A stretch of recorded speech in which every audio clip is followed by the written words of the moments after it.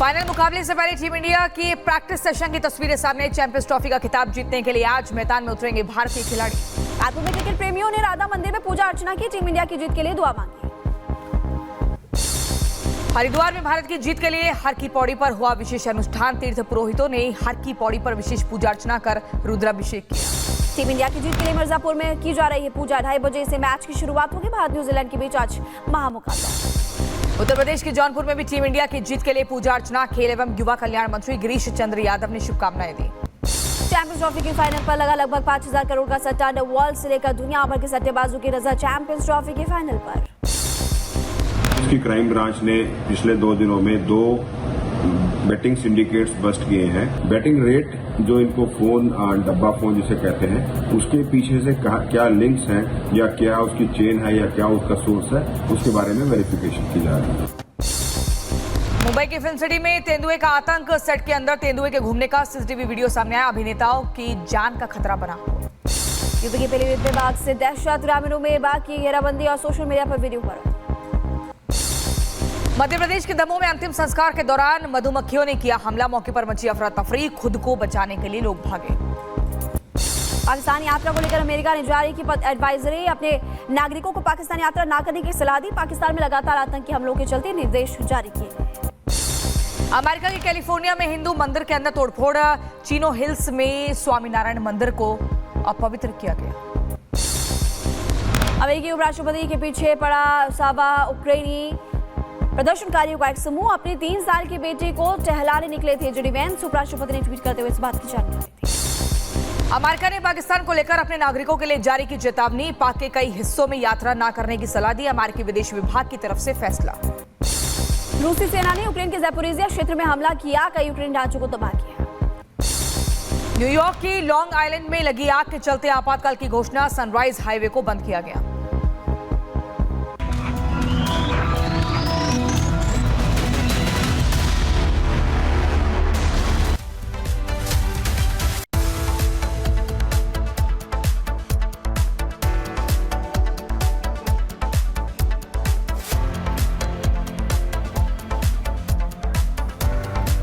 और चलिए अब अगली खबर आपको राजधानी दिल्ली से बताते हैं, जहां पर डेमोग्राफी बदली, जिसके बाद गुस्से में है दिल्ली। आसपास के लोग क्या कह रहे हैं, पूरी खबर आपको दिखाएंगे।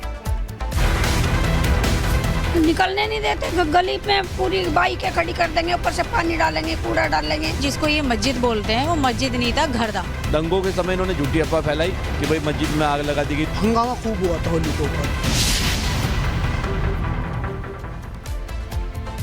राजधानी दिल्ली में अवैध घुसपैठ के खिलाफ लगातार पुलिस प्रशासन सख्त है और लगातार छापेमारी कर घुसपैठियों की पहचान की जा रही है। घुसपैठियों पर प्रहार क्यों जरूरी है, कैसे ये देश के लिए एक बड़ा खतरा बने हुए हैं, एक रिपोर्ट के जरिए समझाते हैं।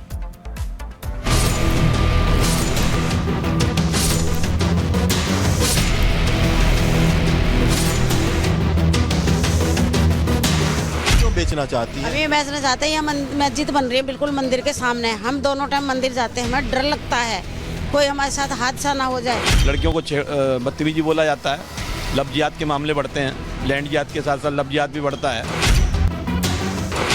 दिल्ली में एक और जहां अवैध घुसपैठियों के खिलाफ ताबड़तोड़ एक्शन जारी है। एक घुसपैठिए को बाहर करने के लिए स्पेशल ऑपरेशन चलाया जा रहा है।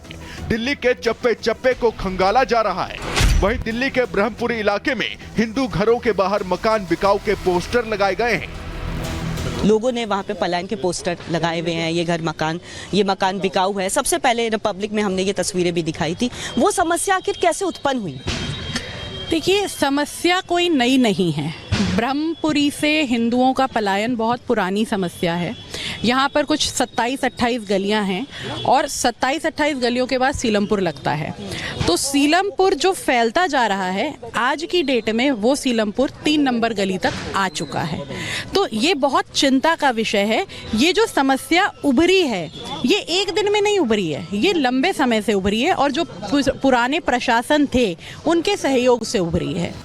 ब्रह्मपुरी के हिंदुओं का दावा है कि पहले यहाँ एक मस्जिद थी, लेकिन अब 3 मस्जिद बन गई हैं। वहीं डेमोग्राफी में भी तेजी से बदलाव हुआ है।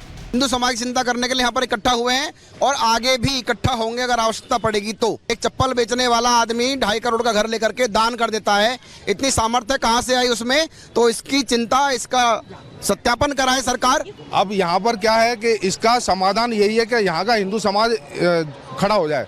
प्रशासन पूरी तरीके से ना तो 2020 में साथ दिया, ना आज साथ दे रहा है। हमें आपस में बैठ के आपस में ये मंत्रणा करने की भी अनुमति नहीं है कि हम अपनी सुरक्षा कैसे करें। ऐसा क्या उपाय करें कि हम अपना मकान ना बेच के हमें जाना पड़े। वो नॉन अथॉराइज, मतलब वहाँ अनुमति नहीं उसकी नॉन मस्जिद बनने की, क्योंकि MCD नहीं बनने देगी और विभाग नहीं बनने देंगे, तो मस्जिद तो वो नहीं बनेगी और मस्जिद बननी भी नहीं चाहिए। अब सवाल ये कि आखिर ब्रह्मपुरी की डेमोग्राफी में बदलाव कैसे हुआ? कैसे यहाँ रहने वाले मुस्लिम परिवारों में बढ़ोतरी हुई या कहीं और से आकर मुस्लिम परिवार बसे? क्यों बेचना चाहती है? अभी बेचना चाहते हैं, यहाँ मस्जिद बन रही है बिल्कुल मंदिर के सामने। हम दोनों टाइम मंदिर जाते हैं, हमें डर लगता है कोई हमारे साथ हादसा ना हो जाए, क्योंकि लोग बाग कह कर कमेंट कसते, कुछ ना कुछ बोलते निकलते बढ़ते कमेंट करते हैं। हाँ जी। तो आपको लगता है कि परिवार का रहना यहाँ मुश्किल है? बहुत मुश्किल है। पिछले कुछ सालों में दिल्ली में जगह जगह कई अवैध बस्तियों में इजाफा हुआ है। बड़ी संख्या में घुसपैठियों का बसेरा बढ़ा है, जिन्हें दिल्ली से आउट करने के लिए बड़े स्तर पर स्पेशल ड्राइव चलाई जा रही है। दिल्ली प्रशासन की टीम हर रोज अलग अलग बस्तियों में जाकर दस्तावेज चेक कर रही है और संदिग्ध मिलने पर थाने बुलाकर कड़ी पूछताछ की जा रही है। जितने भी ID प्रूफ उनके पास है, जैसे वोटर ID कार्ड हो गया, पैन कार्ड हो गया और आधार कार्ड हो गया, उनको वेरीफाई किया जाता है। अगर जिस पर सस्पेक्ट होता है उसको भी वेरिफिकेशन के लिए जहाँ का वो बना होता है उस कंसर्न डिस्ट्रिक्ट में भेजा जाता है, और अगर इलीगल होता है तो FIR में पेश करके फिर उनको डिपोर्ट किया जाता है। अवैध घुसपैठ कर देश में आने वाले सबसे ज्यादा बांग्लादेशी नागरिक हैं, क्योंकि पश्चिम बंगाल से बांग्लादेश की लंबी सीमा लगती है।